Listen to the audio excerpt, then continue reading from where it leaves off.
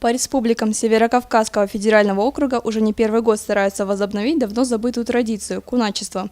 Кунаками назывались двое мужчин разных национальностей. Они вступали в настолько тесные дружеские отношения, что становились практически родственниками.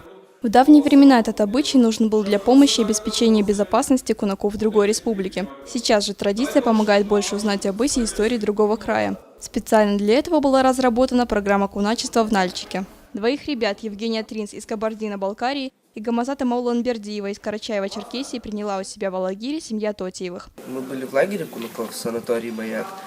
Там мы общались со всеми ребятами, нас там было 60 человек. И мы познакомились на последний день. И Хэтак меня пригласил к себе, как на неделю пожить, и я согласился. Мне было интересно узнать, какие здесь в Осетии традиции и обычаи. Вместе с семьей ребята посетили уже много мест в Северной Осетии. Побывать в городе Ангелов и первой школе в Беслане мальчики пожелали сами. Они возложили цветы к дереву скорби и еще долгое время расспрашивали о событиях тех 3 дней. По дороге, когда мы выезжали с Нальчика, они вообще, даже темы об этом не было, они сами изъявили желание приехать в школу и на кладбище.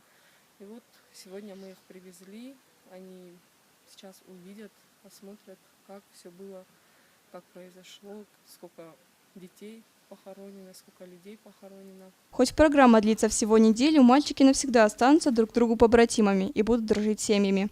В этом году проект вышел на международный уровень. В нем приняли участие гости из Южной Осетии, Республики Адыгея и Сирии. Наталья Алексеева, Осетия ТВ.